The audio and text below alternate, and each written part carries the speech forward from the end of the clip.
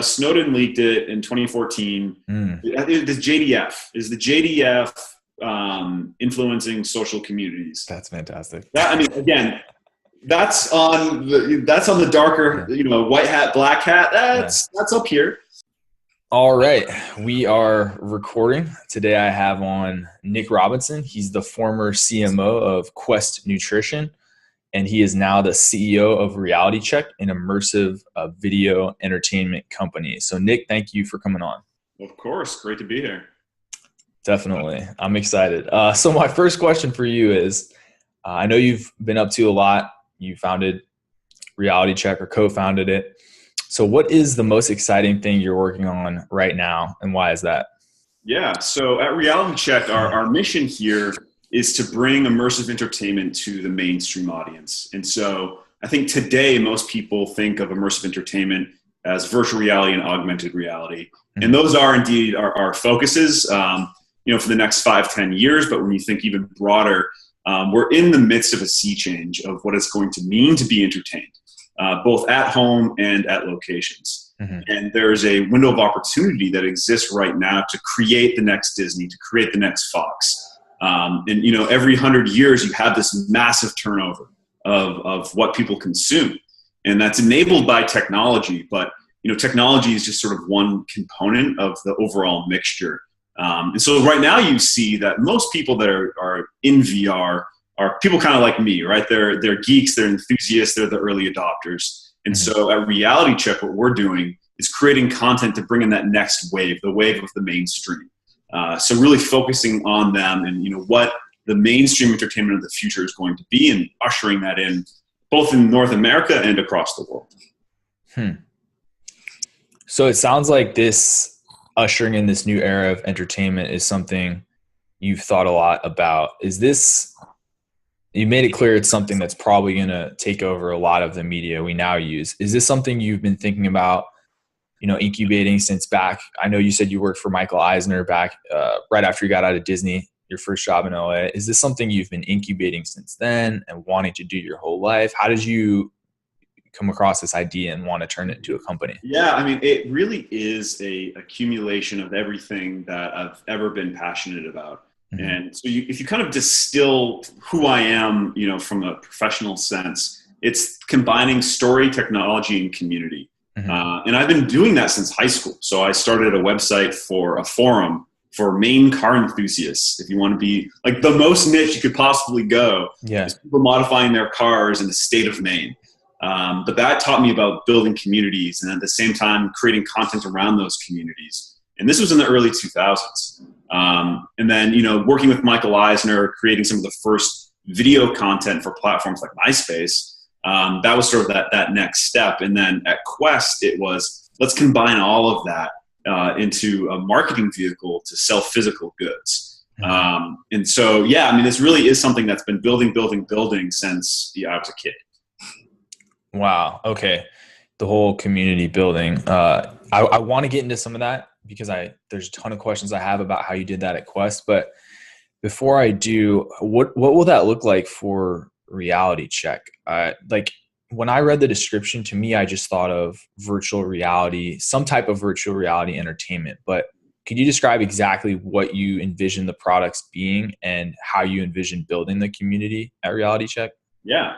So our prime focus for the last year at RLTY CHK has been our social VR game show called Kiss or Kill. So Kiss or Kill is 2 to 8 players. Oh, that was the board.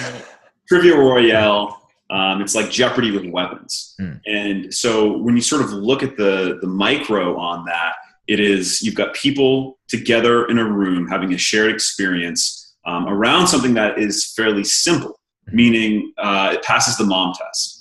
And the mom test is just, can my mom go into this and understand it? Okay. And in fact, she has. She's played a bunch of times, and it requires very little instruction, right? You put on the headset, and then it functions as if you're on a game show. Mm-hmm. So there's no complex controllers. Again, it's just very intuitive.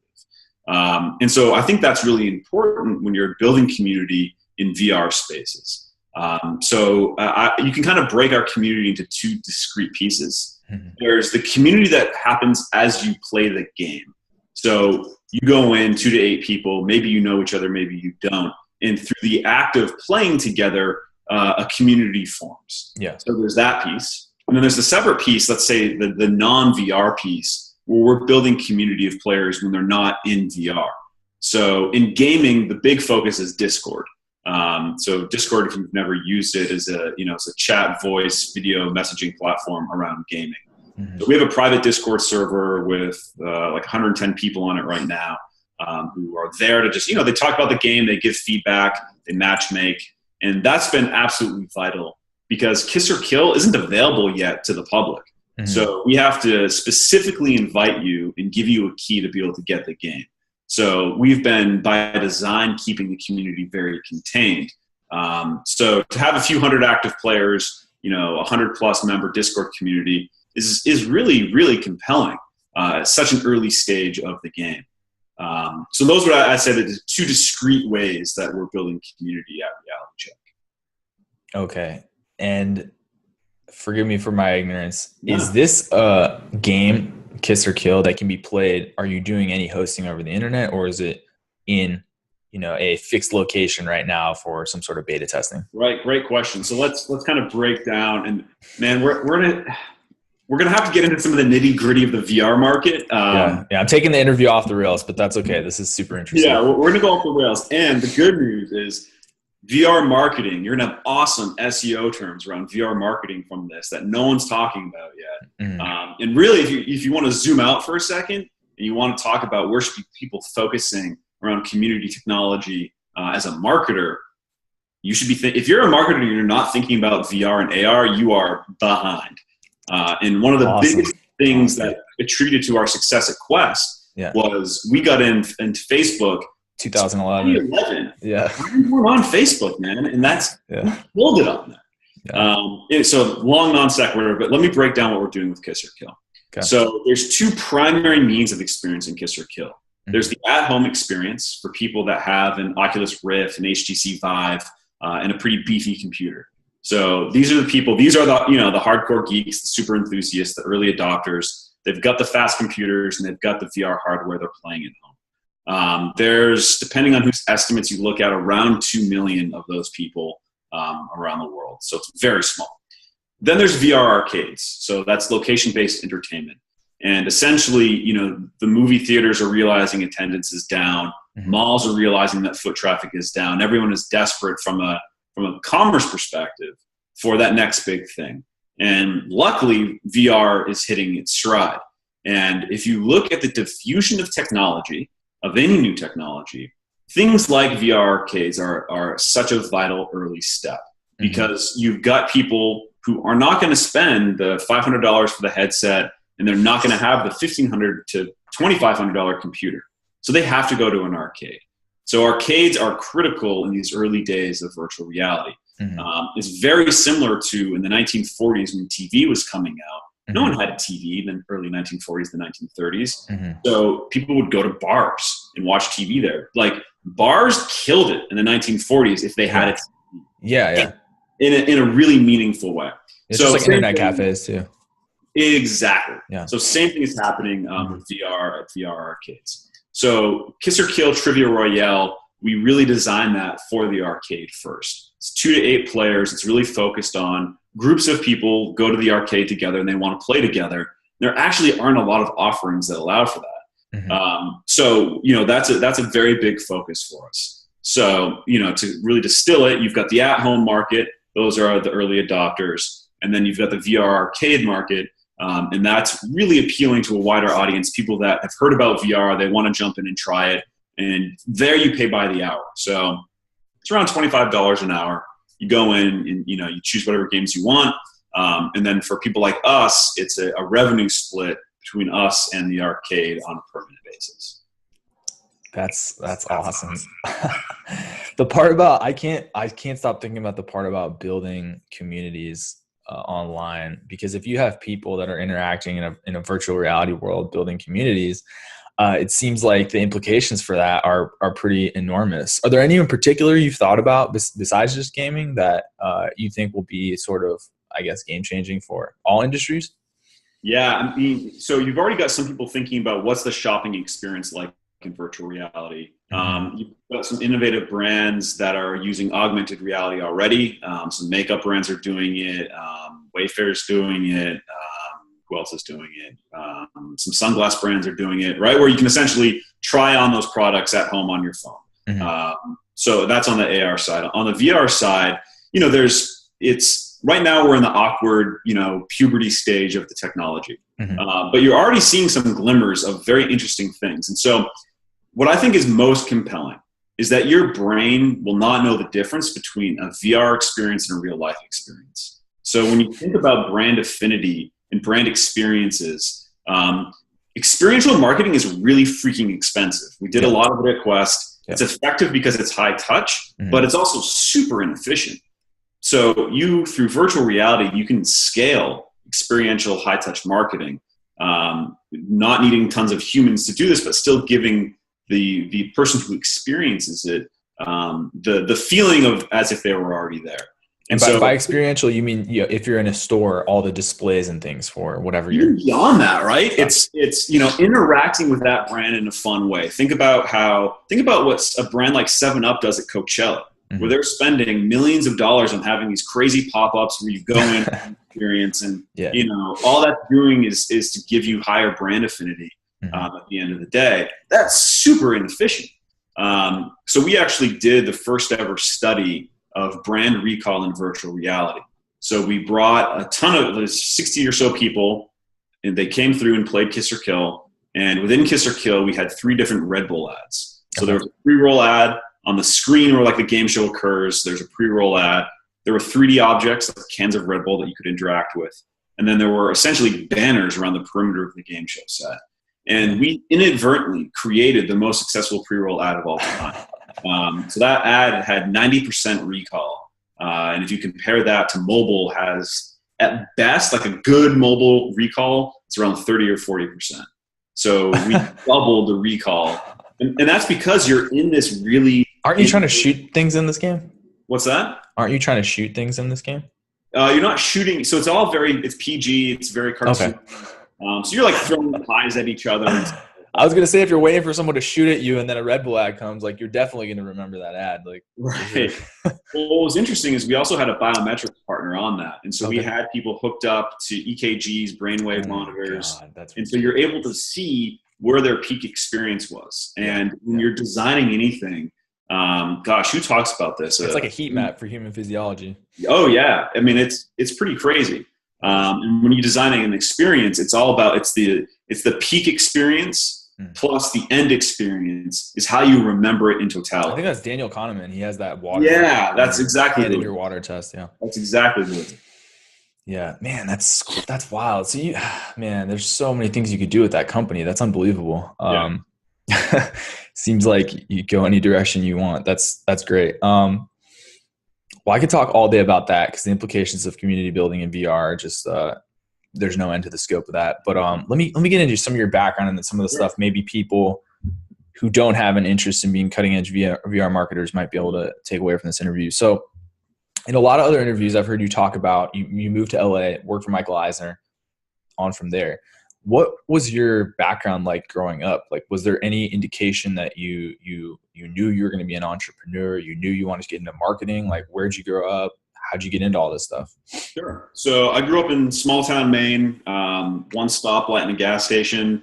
Definitely sort of an outlier there. So I spent a lot of, I was very enamored by the internet, especially in the early days. And, it was one of those, I would get lost online for days, just the wealth of knowledge that was there. It just blew me away. And at the same time, I was really passionate about filmmaking. And so I think a great way to explain it is one year I went to summer camp for computer programming and the other year I went for filmmaking. Oh, wow. So those were those are the sort of the things that were bubbling inside of me. Yeah. So in high school, I created a web design company. I got fired from my job at the florist because I was not a good manual laborer. Yeah. And I got fired from there. And then a few days later, I went back and said, "Hey, I want to build you a website." And they're like, "A website? What We just fired you. Yeah. A, we just fired you. B, like, what's a website? We sell flowers. I'm like, trust me, I'll build it for free. Give it a shot. And if it works, pay me. Yeah. So I did. It worked. They paid me. And then I kept doing more and more websites, which was awesome. And it gave me kind of that early experience. Cause I was 15, 16. And then I was offshoring, PHP coders. So learning how to work with technical people overseas at a really early age was great. And of course the arbitrage opportunity there of, you're so paying, good. Yeah. You're paying a coder $6 an hour and, or $10 an hour or whatever it was. When was this? Was it like 19? Late 90s, early 2000s. Yeah. That's great arbitrage for website building. Yeah, it must have been 99. And, there's that period of time where everyone was a web developer. Mm-hmm. And Maine was the last to sort of, and I was one of the last state to fall to web development, freelancing. Yeah. So that worked out great. Went to Syracuse University to the Newhouse School there for TV, radio, film. Okay. Great experience there, and kind of I knew since I was 15, maybe even younger, that I was going to move to Los Angeles. That was just always sort of, just what I knew to be true. Yep. So, right after graduation, packed up my little car, drove across country, without a job. I didn't even have a place to live. But I just, I knew. Yeah. So headed out to Los Angeles, had a few weird jobs, worked for a producer, was, essentially getting them coffee. I may have found the job with Michael on Craigslist. Oh, wow. That might actually be true. But whatever the case, what was cool about that job was I sort of got my way in because they needed someone that could export different file formats in Final Cut Pro and upload them via FTP. Mm-hmm. Because listen, you've got tens of thousands of people every year graduating, moving out to Los Angeles to get into the film industry. Yeah. And that's a slog. I mean, it's just, you're getting coffee for a couple of years. You're making photocopies for a couple of years. It's hard to kind of get in anywhere. Mm-hmm. But I had this really unique skill set because I understood filmmaking. I went to film school, but everyone out here has had that. Mm-hmm. I also ran a web design company. So I knew how to export different codecs, and I knew how to FTP. I knew how to do HTML, and I had people that I could use to do more advanced coding. So those, they needed that skill set that I just so happened to have. Yeah. And at the same time, as that advanced, of course, community building was also really important. So, we spun up dedicated message boards, because I had experience doing that at my main car enthusiast website. Mm-hmm. So it was really, that's when I sort of identified, all right, I really like technology. I really like community building. And I really like storytelling. And whoa, cool. I can get a job doing those things. Yeah. So did that for Michael Eisner for, I don't remember, 3-4 years. And was able to sort of leverage my skill set to get to do the stuff I actually wanted to do, which was more on the creative development side, where, you meet with writers, directors, develop out ideas, pitch them internally, and try to get them made. And then eventually that was just another skill set to stack on top, right? And then brought all of that to Quest, where they didn't really exist when I first met the 3 founders there. Tom had just moved over full-time. I think Tom started at Quest full-time 10 days before I joined. So that's, I thought they were all founders they were all working at the same software. Yeah. Privately held software company. And so they were still working there and then doing Quest nights and weekends. Tom was the first one to go full-time at Quest. They were doing Quest on nights and weekends. Yeah. If you bought a Quest bar, you had a 2010 Quest bar, those things must have been like $10 each. If you consider you had these, highly paid executives rolling home after working all day at their software company. Expensive manual labor. Yeah. The most expensive manual labor. And the product was much more expensive, I'm guessing, the ingredients. Yeah. Yeah. Right. You're having to buy small batches of that. So anyway, when I met those guys, when I went in for my first interview there, I had made a 20-page keynote deck explaining, here's how we get your first 1 million fans. Here's exactly what we need to do. And they essentially said, listen, we want to use social to build this company. We see this as a huge opportunity. We're not quite sure what that means. So, hey, go have at it. And I said, yeah, I know exactly how to do this. And cool, let me go have at it. By the way, we're going to have to build a film studio to actually get this done. They thought I was kidding. I wasn't. And, cut to 3 years later, and we had a 10,000 square foot soundstage and 20 full-time people just creating content. Yes. Yeah. And I have a bunch of specific questions about some of that I pulled based on your previous interviews. I want to get to that. I have one more question before I get into the tactical marketing stuff. You said that, by the time you were going there, and actually before that, when you were interviewing with Michael Eisner, you had developed this skill stack, this talent stack with, building communities. You knew a lot about web development. So I see a really big one is you're building communities. And then also in your back pocket, you knew how to hire and manage people to do small tasks you might not technically know how to do. Right. In addition to that, you had an interest in computers and film, which in 2018, everyone would be like, obviously that's great. Creating things, making things with software. Did you have any sort of foresight, prescience? How did you know to develop those skills? Were you 16 and like, well, I'm going to develop this skill stack, so in my 20s, I can get this job at Quest? Like, how did you know? What would you suggest people do to have that kind of foresight? Yeah, I mean, and I know for some people they struggle with that, which is I always find too bad. I'm just naturally curious. I annoy the hell out of people because I'm always asking questions. Yeah. As a kid, I was terrible about that, which I thought as a good thing, and I still think it was a good thing. So I was just. You'd watch a movie and you'd be like, I remember when I was really young, I was like, how are there words in the credits? Like, how's there text there? How's that happening? How are they doing that? And then cut to the internet where all of a sudden you can learn all these things. So it was never a conscious effort of, I need to build this skill stack. It was just following what I was interested in. And then that was really enabled not just the ability to look things up on the internet, but it was to communicate with people on the internet. Yeah. And that's all, that's where the community building thing started, was whatever I was interested in, I would find a community, a message board built around it. So, screenwriting, filmmaking, they all had these little niche communities where, you make a crappy short film and upload it and they'd critique you. So this is the world's best film school for free. And it was super engaging, and there was pretty decent people there. So yeah, it wasn't a conscious effort for a job. It was just, I'm interested in this stuff and I can't help myself.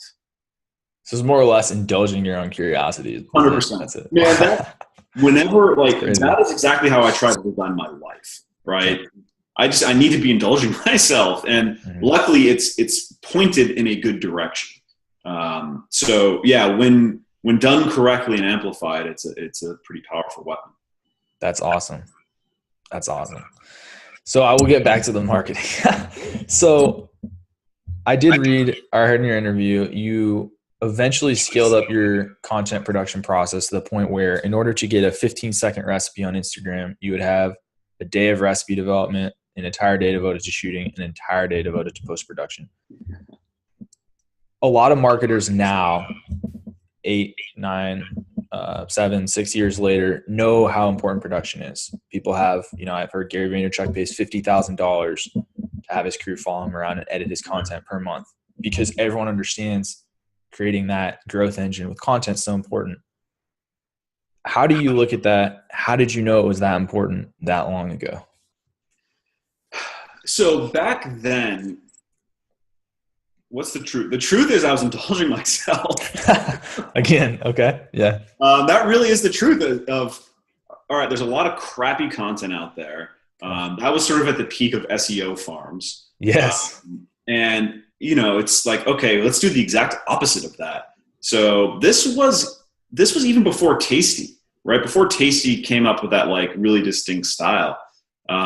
It was just, let's make awesome stuff that people are going to want to share and actually like get something out of. So we weren't focused on, it's not like we were looking for the highest ranking healthy cooking term and then creating content around it. We were doing the opposite. We were just, hey, let's make awesome content and, spread it out as far as we can go. Now, I would say that all jumped the shark. That is now to me old school marketing. It's super overdone. I've unfollowed just almost every brand on Instagram that I was following, mostly for research purposes, but it's just everyone's doing the same thing now. What do you mean by that? What exactly do you, when you jump on Instagram or Facebook, is like same thing? That style of video that we all know, like every single brand is doing it because there's 50,000 agencies that will cookie cut that content for you. And so every brand realized, ooh, we need an influencer strategy, a social strategy, and a content strategy. Okay. And then everyone's just doing the same thing. I mean, it's the same thing that you see with influencer partnerships now.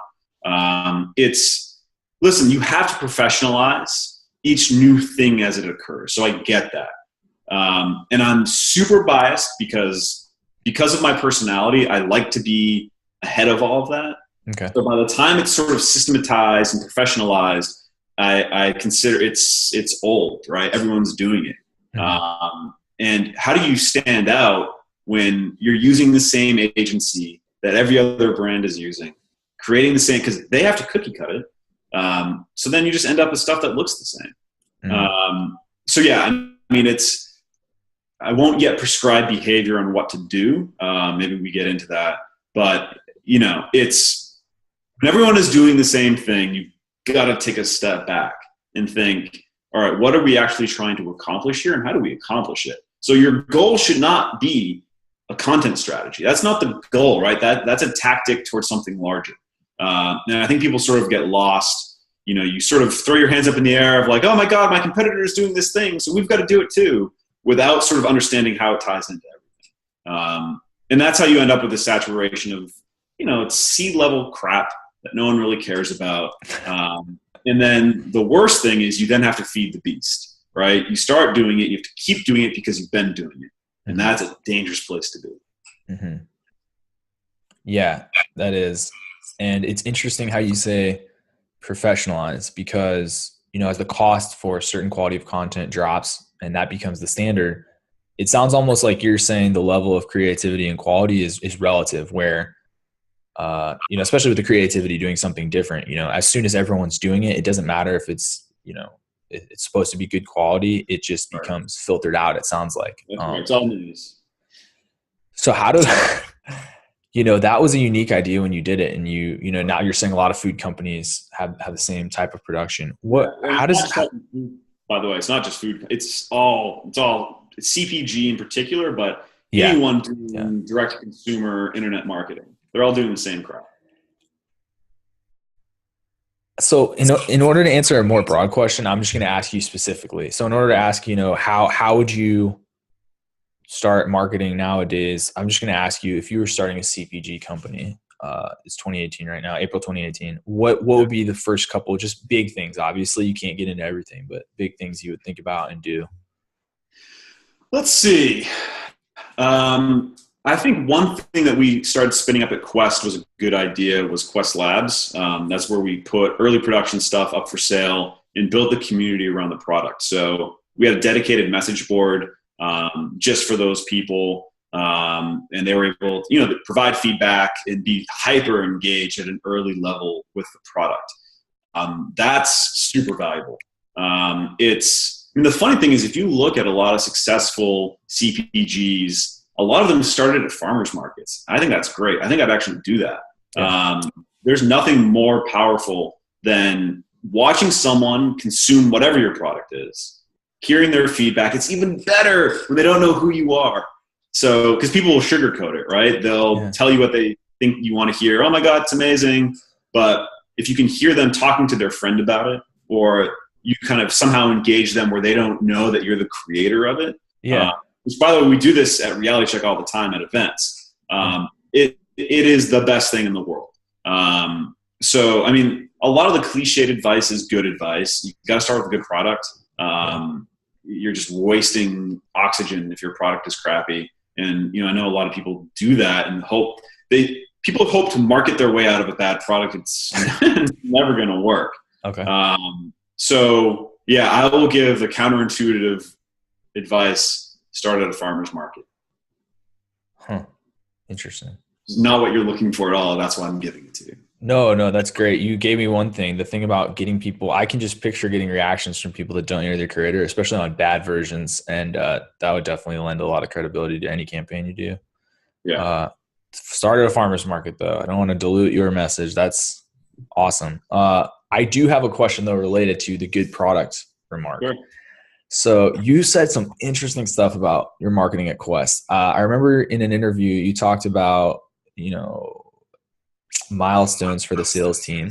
A big thing for the sales team was let the product be ubiquitous, get it into all the stores. But then another big thing that was interesting is you said you're asked what your number one KPI was, and you said that it was the customer's response or how the customer felt. And I remember you saying, I'm trying to think, fan sentiment. So it was your number one KPI.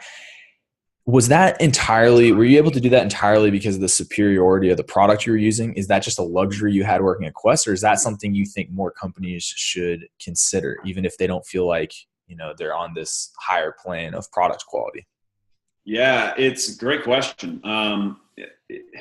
So I can picture a manager being like, not good enough. You can't use that as a KPI. That's BS. Yeah. Well, so, you manage what you can measure.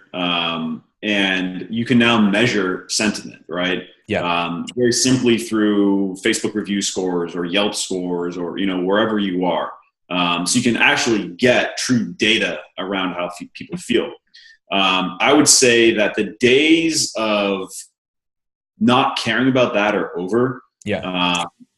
Firmly entrenched brands, maybe not as important, but even they are sort of realizing, oh, this really matters. This being, let's call it sentiment. Yeah. You could kind of define that in a few different ways, but the days of sort of like throwing sugar into a can and then blasting TV ads, those are over. Yeah. And each generation has a medium, and massive companies are built on that medium, right? So Coca-Cola was huge because of mostly TV. And that was awesome. They've had an awesome reign. They're obviously not going anywhere tomorrow, but Coca-Cola will collapse, just like Kodak collapsed. Yeah. So you now have this new wave of brands built on social, and you've sort of got a sliding scale of company value. And the ones with the higher values, they're going to win as long as they survive long term. Now, the early days of any brand are very fragile, and you could have all the love in the world towards your customers and create what you think is the best product in the world, and you could still not survive. Mm-hmm. So I'm not saying that's a short-term survival technique. It's probably not. You can still do scammy gray hat, black hat stuff and make a few dollars. But if you want to survive, you want to be a perennial brand, there is no option anymore. And that's just true. Those are table stakes. So if you're not measuring that, then you're not playing the game that you're supposed to be playing. Yeah. No, table stakes. That's a good way to put it. And just to get granular on the 1 point, because that wasn't like you above and beyond in terms of information. For KPIs, if you were at a company, you would expect someone to be picking like, these are going to be the ones that we think best we can track to represent fan sentiment. Certain metrics. Yeah. I mean, so we tracked to our Facebook review score. Okay. And I won't get into all of it, but essentially we had a very concrete mission of increasing that score. So yes, and then we would have a monthly meeting where everyone in the marketing team would plow into a conference room, and everyone had they had their individual. Each team had their own KPIs, and then we sort of had overall marketing KPIs, and one of which is that increasing what that score is. And everyone's sort of tracking into that. So, you can break that down each division, right, of digital, social, content creation, all funneling up to broader goals. And so, yeah, that's essential. Awesome.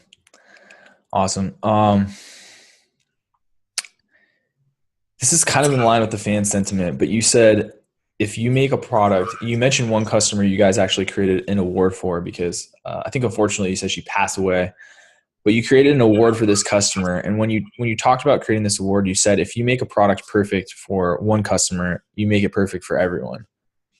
in essence. What did you mean by that? Could you expand on that a little bit? So, I mean, obviously I don't remember the exact quote, but the sentiment, and it definitely holds true, is you can sort of, you've got to think about individuals, right? It's very hard to have any sort of emotion towards a broad group, but you can be very focused and very, emotionally aligned with an individual, right? It gives you a rally cry. So for us, you're talking about Joy Ramita. And so it's sort of, she was the stand-in for the Facebook review score KPI, right? Yeah. Where, what would Joy want? What should we do for Joy? We knew she was there holding us to a very high standard, which is awesome. And when done correctly, it can, especially when you're a smaller team, and that's, when Joy was, super fan number one. So when you're a really small team, it's really easy to be like, hey, Joy just emailed us and she weighed every single bar and they were all too heavy. So fine, like we got to go buy the expensive piece of equipment. Knowing you've got Joy here talking, and then you've got 10,000 other people who aren't talking, thinking the same thing. Yeah. So at Reality Check, we actually have the same thing. So we've got the super fan, Tony C, who's like played in all the tournaments, super early adopter. And so we talk about Tony C, no joke, like we probably talk about him more than his own family does. Right? Because it's like he is a stand-in for, what would Tony say about that? And again, knowing that you can extrapolate that individual into the broader group. So and listen, like identifying your super fans and knowing who they are and then doing special things for them, that again is table stakes. You've got to be doing that. It's good for everyone, including the brand. So it's a very useful technique. Oh, definitely. I just have 2 more questions too. This is really, really awesome information. So you mentioned table stakes a couple times now, and from a marketer's perspective, I'd feel like the table stakes are getting pretty high. So if they can meet that, what then are the avenues now you see? Again, it's April 2018, where people can innovate and gain some of that real outstanding traction for their efforts, similar to Facebook in 2011 or Facebook ads in 2015, 2014. Where can people do that now? Like, where are you looking in the next 5 years, 10 years? I know you're still involved in a lot of these channels. You're creating one right now. Yeah, I mean, so I'll say that it's not Snapchat, it's not Instagram stories, it's not SEO, but you've got to be doing all those things. Table stakes, yeah.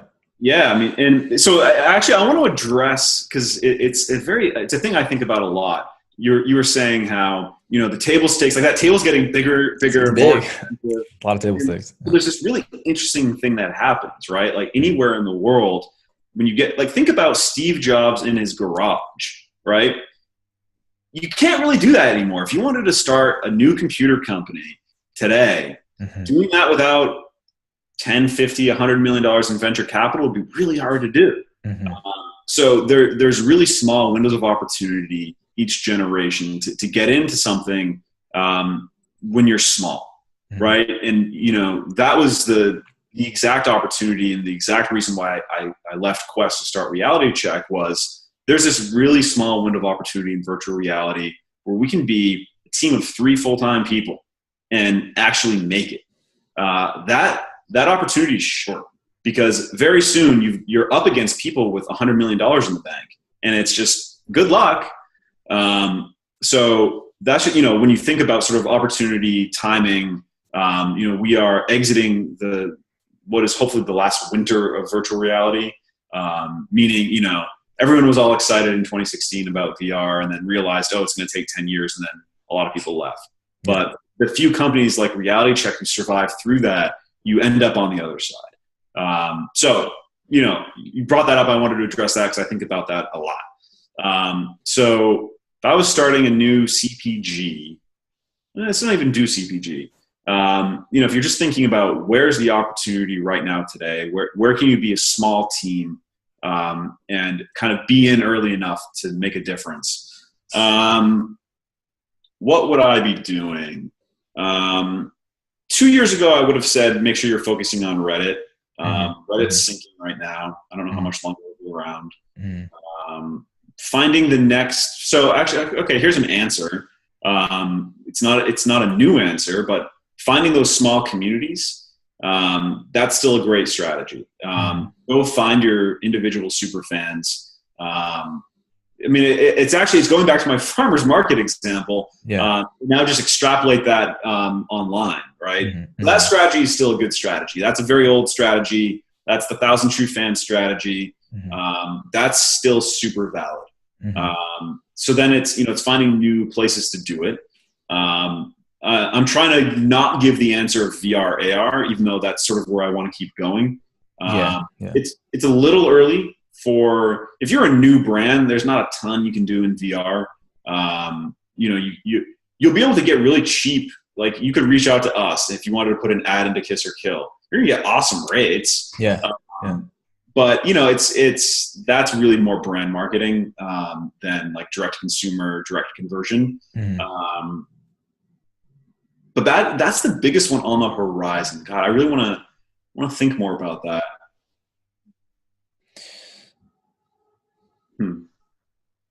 Oh, well, I mean, so there's a few others. Are these controversial? Maybe they are. So artificial intelligence, that is sweeping so fast and people don't understand what's happening. So listen, the hard part of machine learning is sort of been systematized. You're not going to get the PhD level machine learning guy to work for you, but most of those algorithms are already figured out, and you can get a mid-level person to work for you. So here's the controversial one that you could do that I think would be very effective is you scrape comments all over the internet, particularly Reddit. You create a botnet of accounts that are pushing your message. If you haven't read the NSA, who is the NSA and I think it's the Israeli military, their field manual on shaping discourse online. Just go read that and do what they're doing. Boom. If people didn't listen to the interview that long, they just missed out. The Israeli/NSA, you're not sure which one, field guide to influence online? Snowden leaked it in 2014. The JDF. Is the JDF influencing social communities? That's fantastic. Again, that's on the darker, white hat, black hat. That's up here. But now think about how to do that in a good way. And I do think that there are ways to do that. I think there's ways that you can be using. Here's a product that I'm sure someone is building, and if they're not, like here's a free one. Managing social communities and brands persona online through artificial intelligence. Community managers, that job's going away. Social media marketing managers, that job's going away. Those are such silly jobs, and that can all be automated. And so if you want to make a quick $1 billion, you can make that software, and that will be very successful. So you should be thinking about how to use artificial intelligence in your company. And I'm sort of tongue-in-cheek about the JDF thing, but if you're a marketer and you haven't read that, like, come on, you got to read that. I think understanding the implications is the more important thing than maybe using the exact techniques they talk about. 100%. Because remember, like the thing that the Russians are being accused of, we invented in the United States. Like we're the experts at that. So you should be looking into artificial intelligence, machine learning, even if it's just to manage your communities. You should be looking chatbots. I'm using AI with chatbots is effective from an efficiency standpoint. Voice skills, I think, are overhyped. We've done some Alexa work. It's all just decision trees. It's not that complicated. Anyone could make an Alexa skill. They're very easy to make. There was a window last year. If you made an Alexa skill, like you'd get some press for it. That's sort of gone, but you could have a nice little company making voice skills because brands think they need them now. I don't know if they actually do, but there's an opportunity there. So, stuff like that. That's awesome. Answer. I could go on all day with you about the implications of the using VR with bots, with AI and bots online to build communities. But to keep it still useful, you mentioned AI. community managers and social media managers going away, what jobs do you think people should actually focus on if they're just trying to get a job in marketing and these are like entry-level people? What are some things they can start getting into now to position themselves to have, a better job in the future? Yeah, I mean, it's a lot of people say this, and I think it's good advice. And we were talking about this earlier with my path so far. Is it's got to be two things, right? Don't be just good at social media. Be good at social media and biology, or right? It's combinations of passions that they always coalesce into a very positive way. So yeah, if I was just starting out, it would be find those intersection points. Don't be good at just social. Because that's like, just look at history, that social it's already normalized, right? So 5-10 years ago, you could make a nice little business out of being a social media marketing agency, a team of one running someone's Facebook page. But that's like, that always ends.